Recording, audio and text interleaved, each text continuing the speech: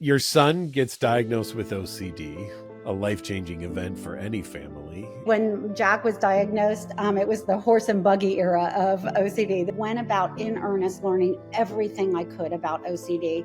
It was hard to find back then. I had the classic contamination triggers, but I wasn't prepared until I learned about it and saw it in action, that OCD changes up and those intrusive thoughts are different and scary and seem new every time. I gotta admit, it was so traumatic in the early days that I was kicked out of the treatment room twice for crying too much. I couldn't stand seeing my son suffer like that. We wanted to find ways to give people the tools to scale the walls of the box. OCD confines, OCD traps, OCD, makes life smaller. And I just thought, it's a perfect visual metaphor for what we want to do.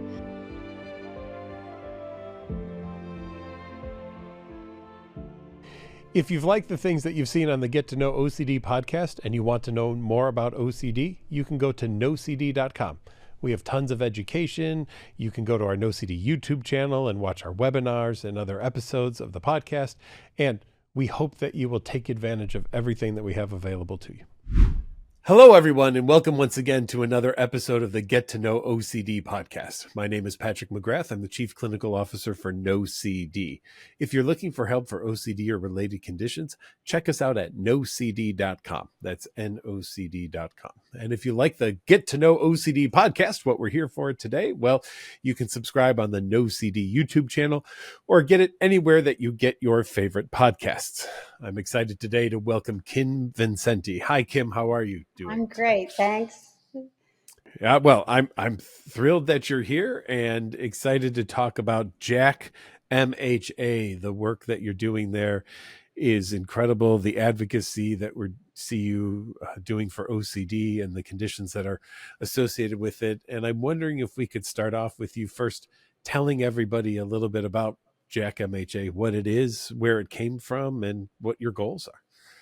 Well, JACK MHA is just my heart. I started doing advocacy work a couple years after my son was diagnosed. Now, this is 21 years ago. And I began volunteering with OCD Jacksonville, and then, which is an affiliate of the IOCDF. And then I became vice president and ultimately president for a couple years. But I wanted to expand my reach, and I find myself at this season of life everywhere. I'm in California, I'm in Florida, I'm in Puerto Rico, and I wanted to be able to do advocacy from wherever I'm at. And also just expand the reach of what we want to do. When you're with an affiliate of the IOCDF, you're kind of in a catchment area that you're supposed to serve. And so that kind of limited what I wanted to do. Mm-hmm. I get it. I was president of OCD Midwest for many years, so we shared that time frame with each other. We were in a few meetings together talking about affiliates and various things. So your son gets diagnosed with OCD, which obviously can be a life-changing event for any family. Can you tell us a little bit about him and what was going on and what led to the diagnosis, and then what led to you really taking on the role? Sure. Because, a lot of families might just say, oh, we have this, and they feel defeated. And you definitely took the opposite way of looking at it. You're like, we're going to do something about this. Well, like I always say, when Jack was diagnosed, it was the horse and buggy era of OCD. This was over 21 years ago. And it spiraled pretty quick. In hindsight, and hindsight is always 20/20. He had strong OCD tendencies from the time he was a very small child. But when he was 10 years old, he was going to a private school. So the younger kids were on the same bus as the high school kids. And he heard this loud and obnoxious guy talking about doing weed and drugs and things like that. And when he was getting off the bus, this guy scared him, and he accidentally touched arms with him. And that was the trigger. From then on, he was just sure he was contaminated by drugs. And, of course, he had heard all the parental exhortations to say no to drugs and everything else. And so it seemed terrifying to him. And from that moment on, I can say that the compulsions became just furious and earnest, and the hand washing and a host of other compulsions started almost immediately and became fairly debilitating almost immediately. Mm-hmm. And what was it like trying to find treatment then? I have to say that I am one of the chosen few in that regard. Mm-hmm. I got lucky. I hear the horror stories of other families. We were sent to a clinician that was well versed in ERP and OCD treatment almost right away. And we worked with her for quite a while, but his OCD just spiraled so quickly. He became pretty incapacitated within 6 to 8 months, couldn't go to school, things like that. So she recommended us going to an intensive program. Okay. And you were able to find one of those then? Yes, we went to University of Florida, has a really good program, and we went there. Of course, there are challenges in that. I had to drive 2.5 hours there and 2.5 hours back every single day for 6 weeks, and it was exhausting. It was exhausting and overwhelming. Overwhelming. I couldn't believe that what we were doing was what we had to do to get my son well. You just wish that there was a pill or something that would just Right. take it away. But ERP seemed brutal. And he was so young and he was so vulnerable. And I got to admit, it was so traumatic in the early days that I was kicked out of the treatment room twice for crying too much, because I couldn't stand seeing my son suffer like that. Yeah. And of course, the interesting thing is that do you want the kind of maybe more significant discomfort right now while you're doing ERP, or a lifetime of discomfort and Right. suffering when you have Right. OCD ruling everything? Right? And I was really fortunate at the time. Dr. Eric Storch was running the program, and he would pull me into his office and just tell me that stick with the program, stay with it, no matter how long it takes. It's going to get better. It's going to get better. And I believed him. I believed in the people that were treating my son, and I also just went about in earnest learning everything I could about OCD. It was hard to find back then. But I really tried to get my hands on every book, every YouTube video, any movie, anything that I could find to learn about this disorder, because the way I felt about it, my kid was not going down under my watch. I was going to find every bit of information I could to see him well. Yeah. Looking at it, and you said there were signs prior to this, but maybe missed. How has your understanding of OCD evolved from pre what you learned about your son to where you are today? Oh my gosh, it's been a huge education. Of course, I had the classic contamination triggers, Sure. so that was what everybody thinks OCD is. But I wasn't prepared until I learned about it and saw it in action, that OCD changes up and those intrusive thoughts are different and scary and seem new every time. And obviously my work with the IOCDF and the affiliates and everything else, I've just seen, so much happen in the world of OCD, the clinical research, the therapeutic interventions. I mean, there's just been so much to learn. And so, yes, I mean, I think if you have a loved one with OCD, it's the smart thing to do, because knowledge is power. To learn all about OCD, learn what those different areas of OCD are, like, because scrupulosity may hit you between the eyes one day, or Right. Yeah. ordering, or whatever it Mm-hmm. is. And what did all of you have to do and make changes as a family to help support Jack in his treatment and recovery? Well, obviously my husband stayed home and worked to pay for it, Hmm. and I felt incredibly guilty leaving my daughter. She's 4 years older than her brother, but she was having her first boyfriend and wanting to go Hmm. places and do things, and I was just away with Jack, Yeah. and I it was I had incredible mommy guilt about all of that. But I she just learned interviewed. too. Did she? Yeah. Yeah.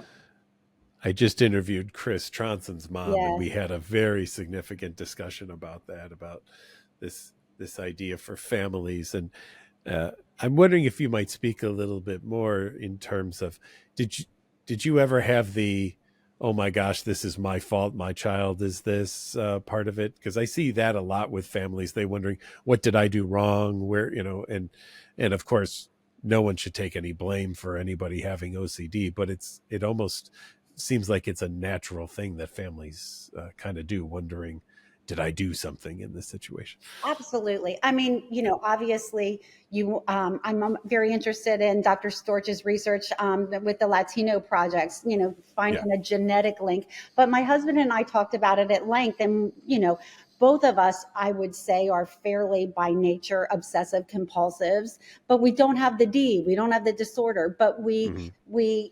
said, my God, it was Jack just the perfect storm of our, predispositions for wanting things the way we want them. And I would say that you do a fair amount of self-flagellation. Like I Yeah. did say, oh my gosh, I should have caught this when he was 3. He was doing these behaviors at a very young age, but he was functioning, he was fine, he was a quirky little kid. So how do you really take ownership of not identifying what hadn't really slapped you in the face yet. So yeah, there's so much late at night contemplation and worry, and but I do believe that once we knew what we were dealing with as a family, we jumped right in and followed evidence-based care all the way. Kim, I like how you acknowledge the fact that it can be hard in a family, especially when there are multiple children in a family, and one child really needs a ton of support and attention. But it can also, unfortunately, feel like in families that you're neglecting the other child, not with any purpose or intent or anything, but sometimes you just have to put the effort in, and it can feel that way. How did you kind of work through that and come out on the other side of that experience? Well, I think number one, I read as much as I could, but number Hmm. two, I made myself some therapy appointments, Good. and I really needed to talk through um, my own anxiety around this whole thing. Am I doing it right? Am I doing it well? What should I be focusing on as relates to my husband and daughter? I believe me, I didn't I don't I think I was too exhausted every night to even give everybody a hug. Sure. um, so Sure. so I think that therapy for myself was incredibly impactful and helpful. I realize that's a luxury as well, that I was able to do that. But I would seek, I think, even just one appointment, just to realign maybe some of your cognitive distortions can be Yeah. incredibly helpful. I also think get in making sure my daughter really understood what OCD was, and my Hmm. husband, I pretty much had to educate him. All he could do was just keep going to work. Yeah. And so I would come home and share with him, whether he wanted to hear it or not, or he was too tired to hear it or not. I told him, this is what happened today, and this is why it was important, and Yeah. how it's going to help our son down the road. And then I proceeded to do that with everybody, his teachers, anybody, the karate coach. I became an active advocate for in every arena that impacted my child. because I wanted everybody to understand it. Not just that, like, oh, he's got this mental health condition, or Sure. it's nothing, he washes his hands too much. I wanted people to understand, and I wanted people to understand how best to effectively help him. Well, that's awesome. And I know that can be a really hard thing for a lot of families to navigate. So glad that you were able to figure that out. Thank you. You didn't have to start JACK MHA, right? You could have just been like, hey, we're good. Woo. All right. No. What's that drive in you to take it to this next level? Well, I know that I say this in different podcasts, and I've been quoted saying it before. So forgive me if I've already said this to Go for it. the audience, but yeah, I know the day it happened, and I've been leading family support groups for years, and there was a couple weeks in a row where I had families that I could tell loved their kid as much as I loved mine, but just couldn't afford it, and absolutely couldn't find the resources they needed to get their kid well. Yeah. And I just thought, my God, I was so lucky. I was so lucky. And it was the heartbreak of seeing that in other people that kind of just drove me to continue to create resources that aren't there, and to help people wherever I can that struggle with this brutal disorder. What is that help? What do you provide to people, and other than hope, which obviously is probably one of the greatest things that anybody can provide to folks, but what can someone expect if they reach out to you? And on the flip side, how can people help you help other people? Oh gosh. Well, I think what we're best at as a team is identifying the holes in the OCD world and trying to fill them. It was a couple years ago when I started JACK that I was like, because my husband's from Puerto Rico and because we have friends and family there, and they're like, there are no clinicians for OCD in Puerto Rico. So I went to the IOCDF and said, if I sponsor it, will you hold the first Spanish language BTTI? So we launched that with the IOCDF. Yeah. Also, for years, I've been saying there's not enough for families. There's not enough for the parents, caregivers, and partners of those living with OCD information. So we sponsored the first live stream with the IOCDF that's monthly for families and caregivers. My favorite program is our Plant a Camp program. You know, we keep hearing that early intervention is everything, but there's precious little for kids. So we started our Plant a Camp program, and we started by challenging IOCDF affiliates to plant an OCD camp in their region, a summer camp. A summer camp should be something that all kids can do. But if you're struggling with OCD and you probably can't even get out the door, you certainly couldn't probably integrate well at a normal summer camp. So two of our board members are brilliant clinicians that trained at the UF Fear Facers camp, and they are very well versed in starting an OCD camp.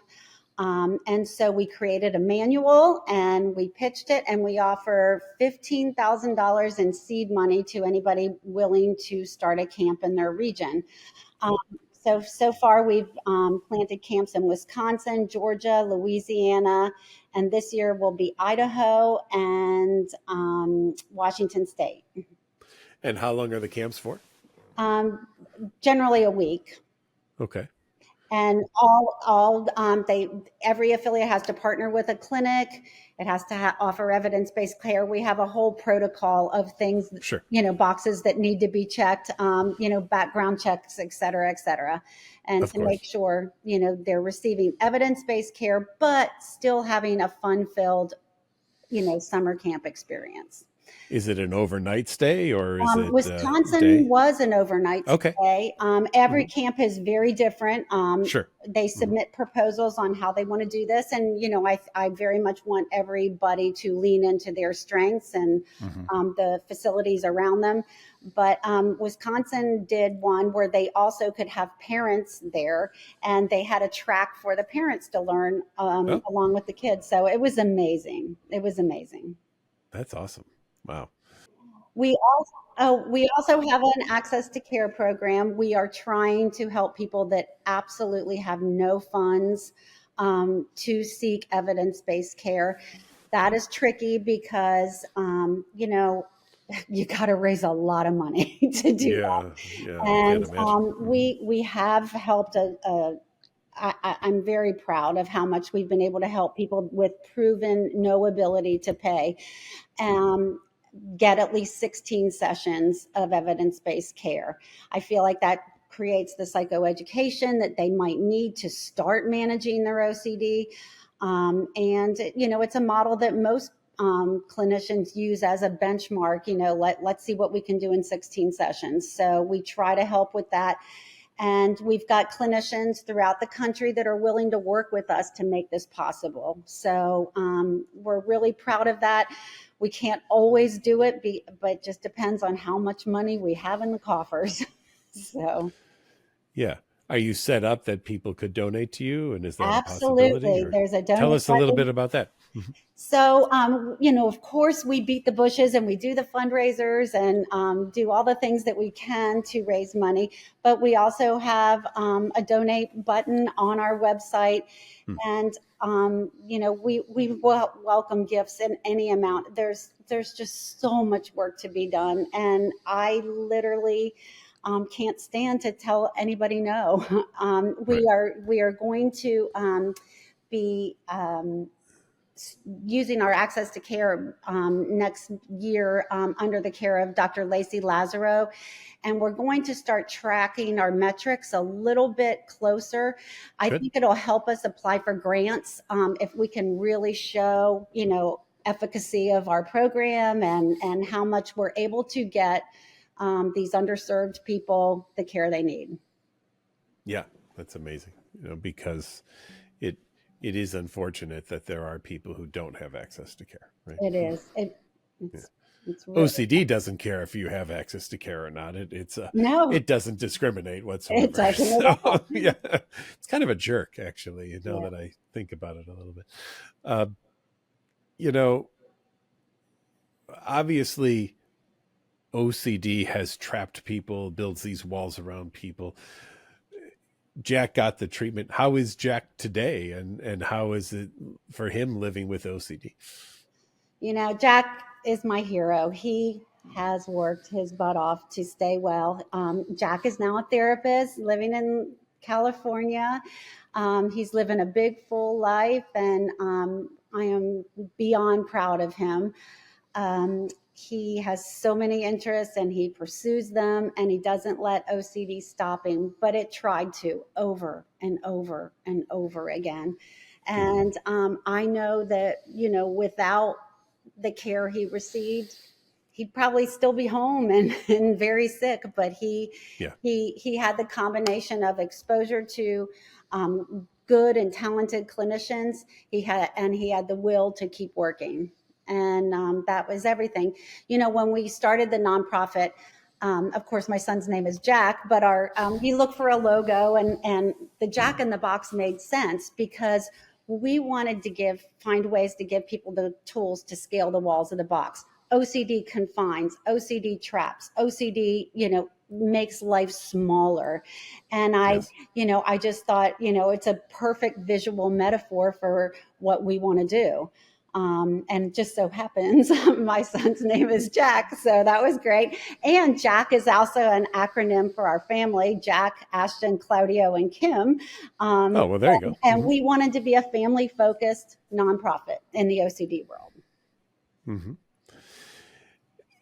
If there are people who are feeling like there's no way out of OCD, let's move financial aside for a moment, right?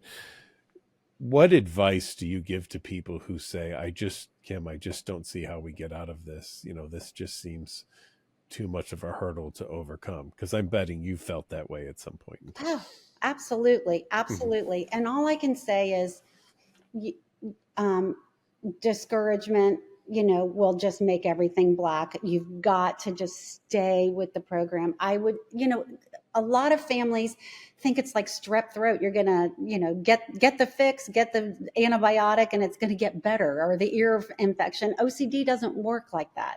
You've got to be in for the long haul.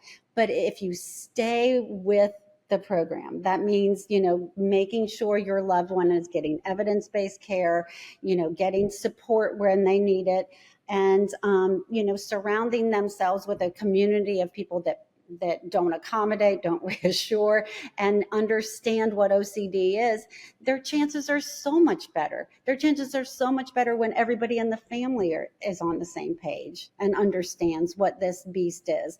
And just lean into perseverance, because it does get better. It does get better. It doesn't ever happen in our timeline. Of course, we want our kids to never have a day of suffering. And then when it's year in and year out, and you think this is never going to go away, you start breaking down. But you've got to, you just, again, that's what I think support groups are so tremendous for, is getting those people to boost your spirits when you're most down, because the truth is it does get better.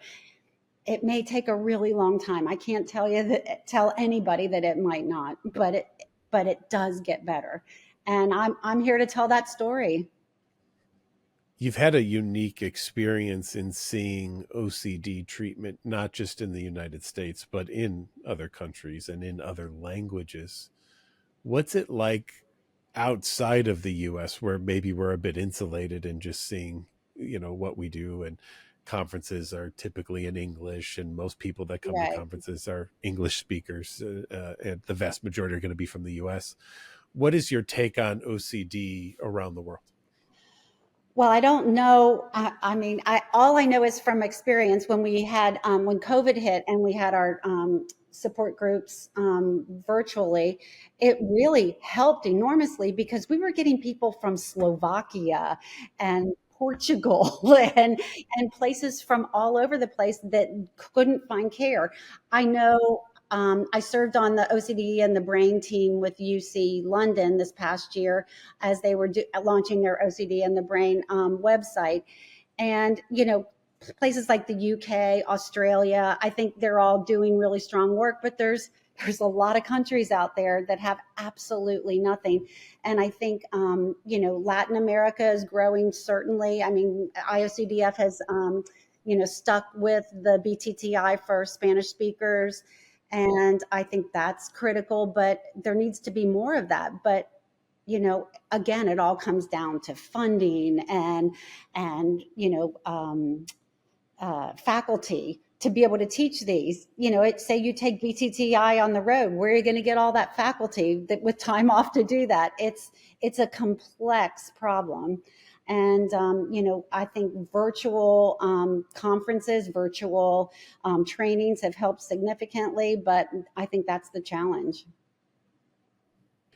Yeah, it almost feels like there, at some point in the future, if someone mirrors what you've done with Jack MHA, like a travel scholar fund or something, where people could come, get trained, link with clinics who could maybe say do a residency with us for a month or something, just get that hands-on experience.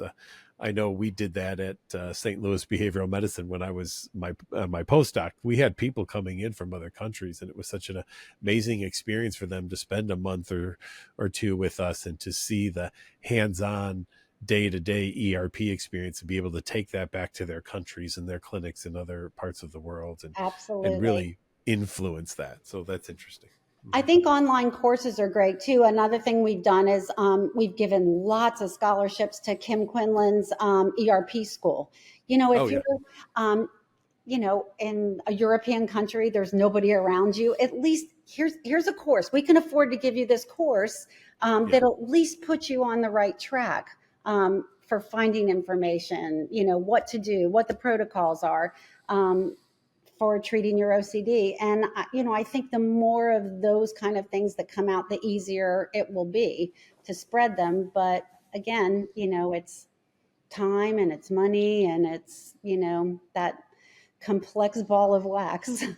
But I do feel for the people that, I remember one of the times Jack was in intensive, there was a family from Singapore and a family from Argentina there, just coming all the way to the States to seek help for their children. Yeah. Yeah, I mean, obviously, when it's your kid, most people will do whatever they possibly can to make sure that their kids are going to be getting the best care possible. As you look now, you've seen from what it was 21 years ago to where things are today. What's your hope for the future moving forward? Because you've witnessed this as a person who's now a part of the treatment community and the work that you do and your son does, but you started it off as just trying to find help. And how have you seen treatment grow and access to care? And what again, is that hope for the future for you?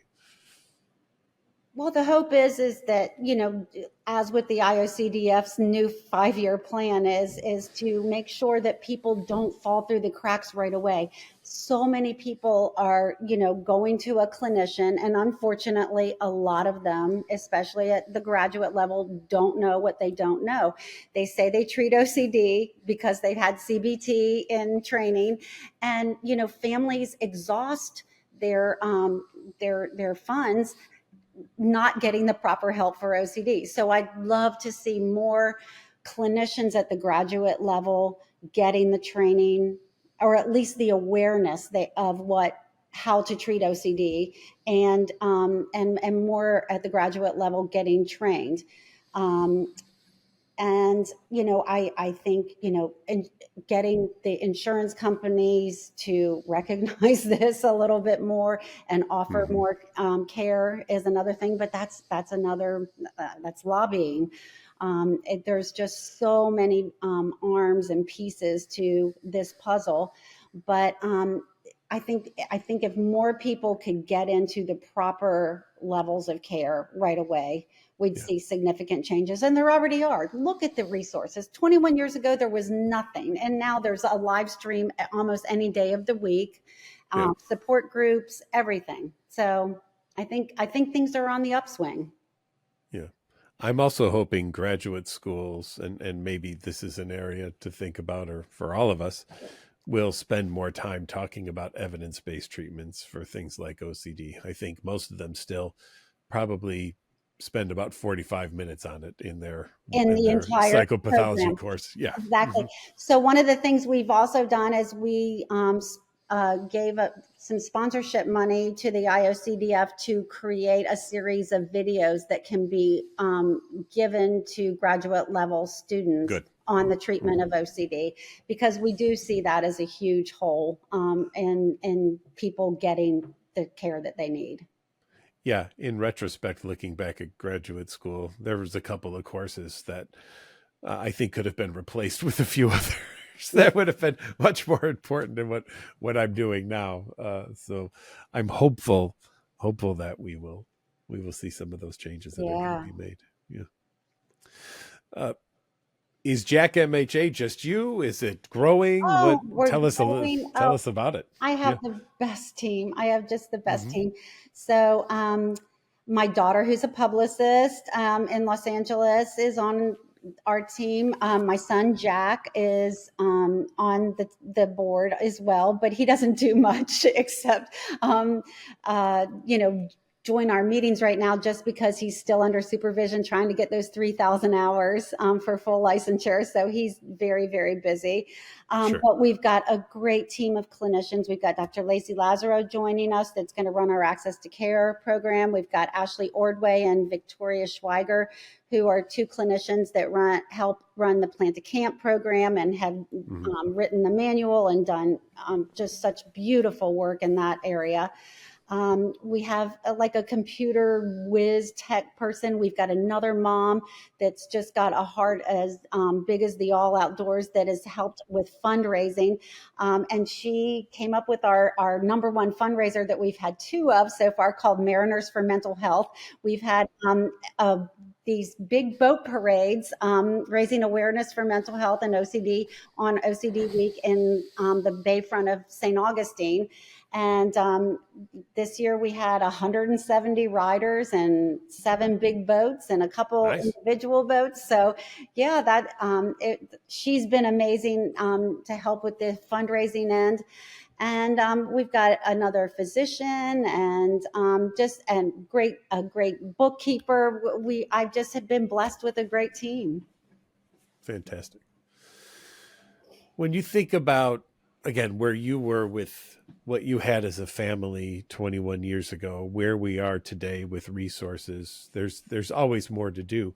What resources would you still love to see available to families, or to be developed so that families would truly understand what OCD is and how they can navigate entire treatment decisions, probably from discussing it with insurance companies for coverage, making sure that therapists that they go to really do know what evidence-based care is, all of those things?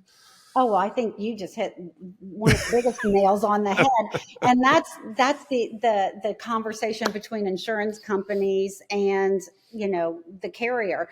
I mean, the families that I have seen that have gone to the mat with insurance companies, I mean, and it's just been exhausting. But I had one mom for years that just TRICARE would not cover her son to go to intensive. He was not getting better with just weekly. And she went about a months long project, but she proved to them somehow that he was going to cost them more money down the line by ER visits and just self-harm and the whole ball of wax, that they finally gave in and covered his intensive. But Wow. I mean, it takes somebody, like you it's a full-time job. You can't have a job and care for a family and everything else. You have to do that, and it shouldn't be that hard. It should not be that hard. So we need more high-level lobbying, so that insurance companies understand that, second only to schizophrenia, this disorder has the ability to completely debilitate a person. I mean, it's tough. It's tough. And, things like schizophrenia make 200 million and, OCD gets a couple $1 million in funding. Yeah. We need to make everyone more aware. I think we've grown by leaps and bounds, but it just needs more. One of the things that I'm proud of is the training we do here at NOCD to make sure that therapists truly do understand what OCD is. And a lot of that being driven out of Stephen Smith, our CEO, his own personal experience in trying to find OCD help. Many therapists, prior to finding someone who knew how to treat OCD, were telling him things like snap a rubber band on your wrist, or picture a stop sign in your head, or move away from your family.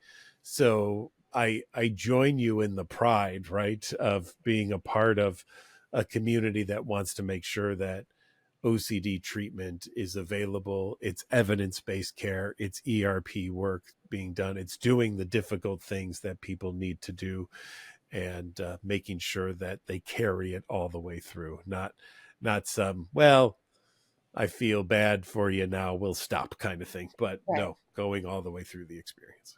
Absolutely. And No OCD is a game changer. I remember meeting Stephen Smith at the IOCDF conference in Chicago when he was a college student and had just come up with the idea for this. And he had a little table right next to us.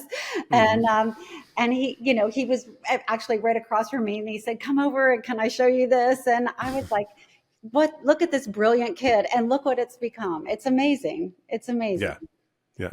So awesome. look at the difference one individual can make. And I don't kid myself, especially at my age, that I'm going to, do, miracles in this realm, but you do what you can. If everybody would just do as much as they can, we'd see a better world across the board. It just takes all of us making a little extra effort. I wish I could do more, but I'm willing to keep trying for as long as I have breath, because I've seen it. I've seen it too many times. I've seen the pain that our family experienced, but I've seen it in so many other families, and it is absolutely heartbreaking. And I don't think the general population understands how painful this is. And looking at that and seeing that pain, and maybe a little flashback to what we talked about more at the beginning, there's a problem, I think, in the diagnostic manual in the definition of OCD, because it just talks about anxiety or discomfort, but it's also guilt and shame and disgust and any other uncomfortable emotion, right? And that's just the person who's dealing with the OCD, suffering through this experience. And you and I talked a little bit about that idea of, as a parent, the shame and the guilt that families then sometimes have to deal with. And that could be interesting culturally as well, right? Where Absolutely. Some families will be very open to therapy. Others will be like, oh no, we keep this inside. And you coming from a family, and answer as you will, but you have Puerto Rico and you have the US. Was there anything there at all? Or have you seen that in other families where there might be clashes of culture in the way that people deal with therapy and mental health issues? Oh, absolutely. I mean, I've seen it and I've heard it at the conferences a million times. Culturally, OCD can be very problematic, especially in, with scrupulosity and, Sure. Religious and familial traditions within a culture. But I mean, for us, it was no problem. My husband's a physician, and Okay, he was very well versed on things that we knew. Fortunately, we knew what happened. Yeah. But other families can get blindsided. The things that I see as problems within families is we talk about it all the time, but it's counterintuitive to all the precepts of love and nurture. You want to reassure your child. You want to accommodate them. You want to make them feel better. And I don't care if it's a cultural situation or you're just, Kim Vincenty, in Jacksonville, Florida, trying to figure this out. You want to protect your child. And it's so hard to learn those tools. And actually, it's not hard to learn the tools. It's hard to implement them until you start seeing the fruit of your labor. Mm-hmm. Well, I think people are seeing the fruit of your labor, and I want to thank you for the work that you do on behalf of the OCD community. I think it's been wonderful, and I'll give you some parting words if you want to throw anything out there before we wrap up today. I just want everybody in the OCD community to know that my heart is with you. It's what drives everything that we do. And our team at JACK is all a bunch of incredibly caring, kind human beings that just want to help this community. We need help in the way of funds, but we also welcome ideas. What can we do to help you? We have a share your story section in our website, and we've gotten some really interesting things over the years. So if you just want to share your story, please reach out through the website. But if you are so moved to help us get care for people that absolutely cannot afford care, if you want to help us plant camps in your region, please consider a donation in any amount to JACK MHA. Awesome. And thank you. Thank you for letting us be part of this community to know OCD and everything. Well, thank you, Kim, for being here today. It was a joy speaking with you. And thank all of you for watching. This is another episode of the Get to Know OCD podcast. Again, check us out on the NOCD YouTube channel if you like the Get to Know OCD podcast, or you can get it anywhere where you might subscribe to your favorite podcast. And if you're looking for help for OCD treatment or treatment of related conditions like body-focused repetitive behaviors or hoarding or tics, you can go to NOCD.com. We're also doing something that I really love, our NOCD 411 sessions. If you want to talk to somebody, maybe you're not quite ready for primetime therapy, or you're a family member or a friend who just wants to learn about OCD and what it is, we're happy to chat with you and do a non-therapy session with you for that. So to be hooked up with a therapist who is trained and knows what evidence-based care is, go to NOCD.com. We look forward to seeing you again in the future. Thanks again for watching.